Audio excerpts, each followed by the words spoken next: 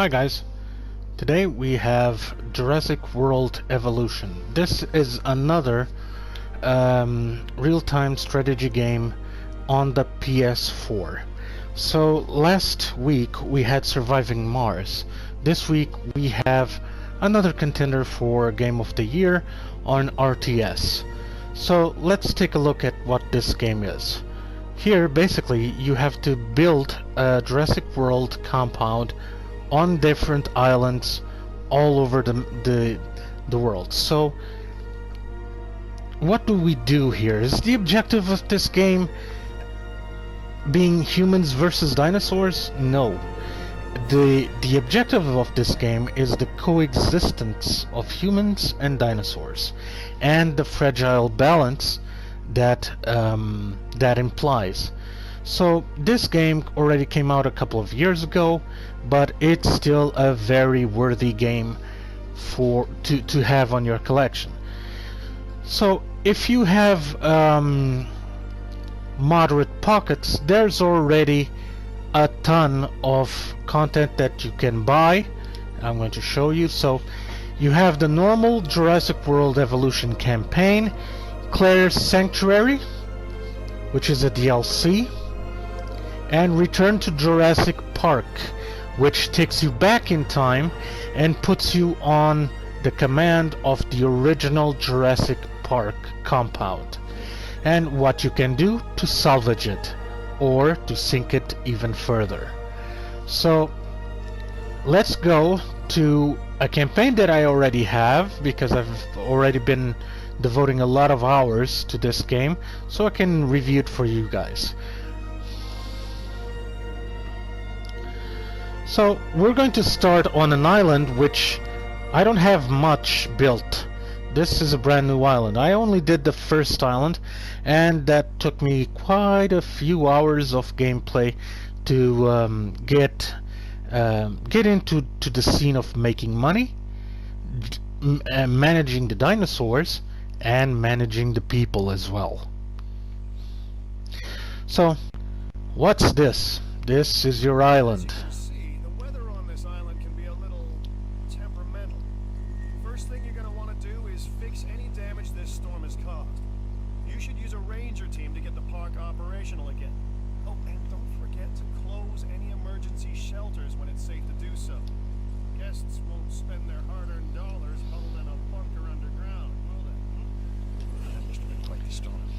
Seems that bad weather is often a precursor to bad behavior from the dinosaurs. If you believe that everything is connected, the so-called butterfly effect, and I do believe it, by the way, then one small change is all it takes to create a series of toppling dominoes leading to rampaging dinosaurs. And they don't make a butterfly net big enough to stop them. So what's your main objective as we start? So the main objective as we start right now is actually to manage your park. Now you started this park with an extremely violent storm, kicking this park into the Stone Age again. As you can see, everything is dilapidated, everything is damaged. So your main objective is to rebuild the park. For that you use this Jeep. Park Rangers. I've never seen a Jeep fixing buildings, but let's go with it. So what do we do? We're going to fix everything. First fix the fence. Good thing that there are no dinosaurs and no people around to actually be in danger.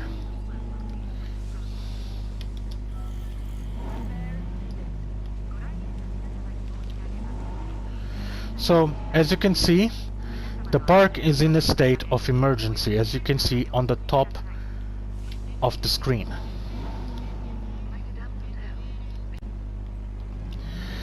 So we can leave the Rangers now. We don't have any more damaged buildings, but what do we do? So buildings like this supply power, as you can see, with the big lightning bolt on the top of the building. This one tells you the weather that's going to hit your island with a little bit of forewarning. So what's the main objective of this game? Making money, of course. It's the way of the world. But there's making money, and there's making money safely.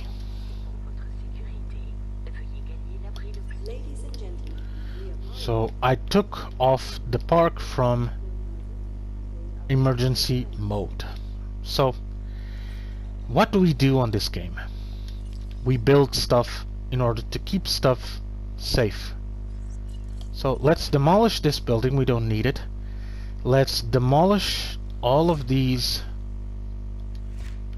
nets that aren't doing much here. And let's actually make something a little bit more personal. That's enough. So let's go and build enclosures. Enclosures come with different varieties, with light fences and heavy fences. Heavy fences should be reserved for top predators, and electrified fences for medium to light predators. But that's not saying a lot, because the velociraptors aren't exactly heavy, but they are extremely dangerous. So I built an enclosure, but there's no way to feed our dinosaurs. So what do? Let's build a dinosaur. Let's start off easy. Let's start off with herbivores. Before you release your dinosaur, you have to put a feeder. A place where they can, feed. It might as well be near water, and try and strategically place the feeders near observation decks. This will make your customers really happy, so they can take the pictures and enjoy the dinosaurs. If you put them too far, the dinosaurs will go to where they can find water really easy and food really easy, which means they'll be too far away for the customers of the park to enjoy. So from time to time a mission pops up. Now missions will give you the chance to really make good money, but sometimes missions put people in danger. So be careful with them. I'm taking away vegetation carefully, because herbivores, in order to feel safe, they want trees in order to hide in. So sorry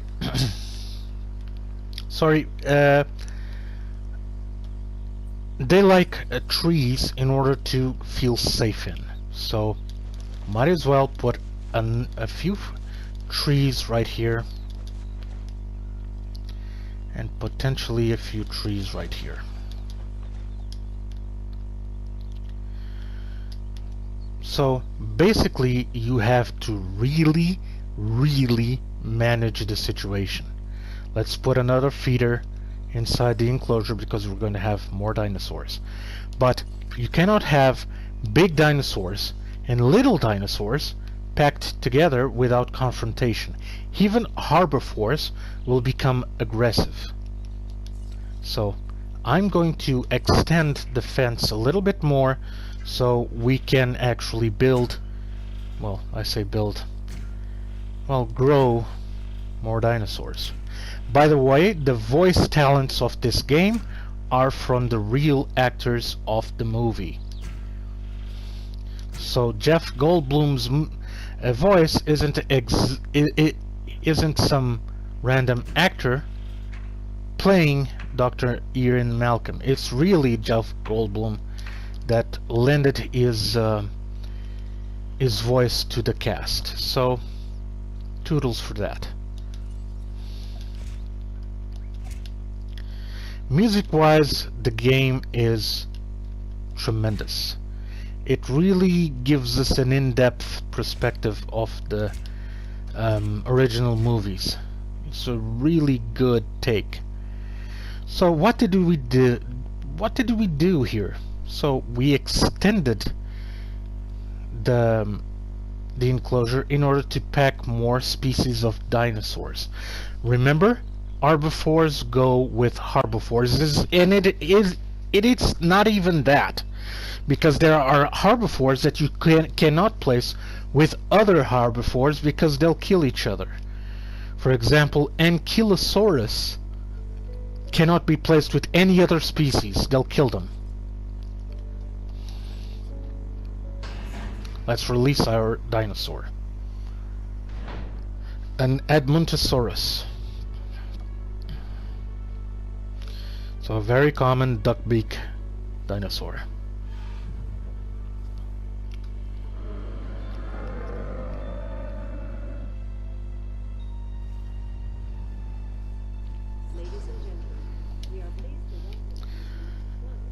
So these are herd animals. So let's build another one.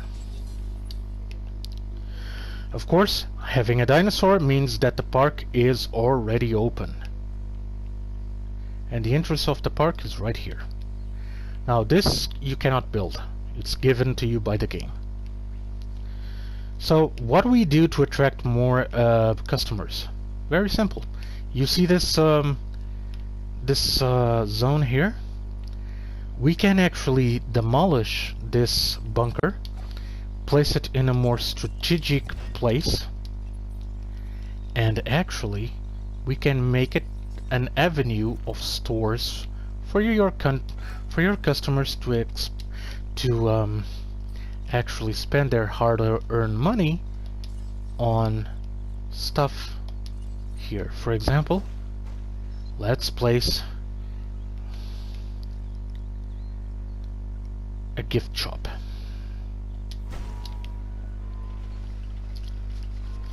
So people will get hungry, so let's build a fast food restaurant.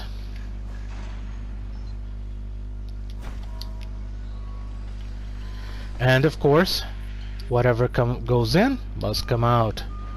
Let's build restrooms.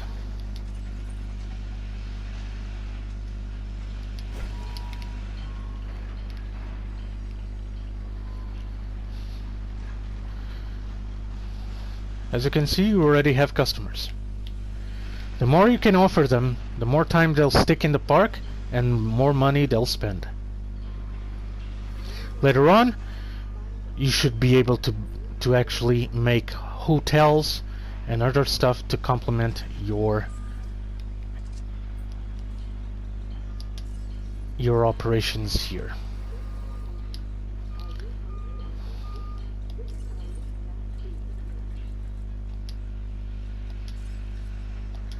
So let's place a bunker. One here.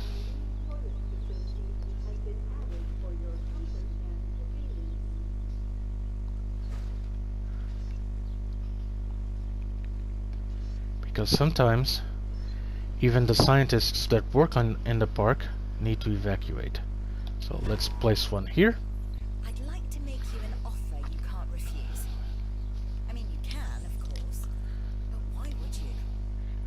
And since this avenue is for customers, let's place a bunker on a strategic point right on the other side of the park. Why am I doing this? During storms, it's okay for you to declare an emergency and move everyone there, because sometimes lightning hit the fences and break the fences. having velociraptors munching on your customers, it's not something I recommend financially. And, of course, morally as well. So, what we do in order to get to the dinosaurs if they're misbehaving, you build this. So this gate will be a secured place where you can access your dinosaurs with your ranger teams. You can of course buy a heli-transported ranger team,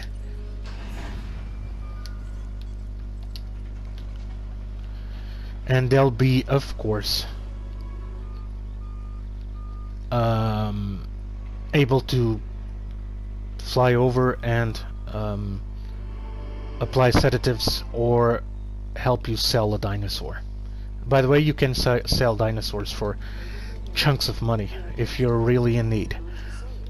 But be careful with that, because the popularity of the park will decrease significantly. So the more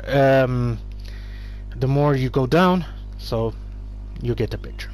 So music wise, the game is tremendous. Graphics wise,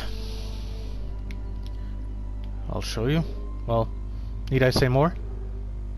I would love to show you a Tyrannosaurus, but I haven't actually found one. I mean the fossils, so I can extract DNA from. And gameplay wise, this will guarantee you hours and hours of fun. Managing this park is tremendously rewarding. So guys, if you get the chance, buy this game, buy the expansions.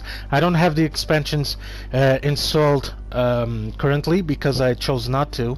I will review the expansions as I get them installed, and potentially next week we'll explore one of the expansions of this game. Then in coming weeks I'm going to do more out of the box reviews, because a lot of games are coming out, and I'm going to do a review tomorrow of Mass Effect Legendary Edition, so don't miss out on that. I'll see you guys tomorrow. But before that, of course, let's grade the game. I'm going to give this one a solid 10. This game has it all.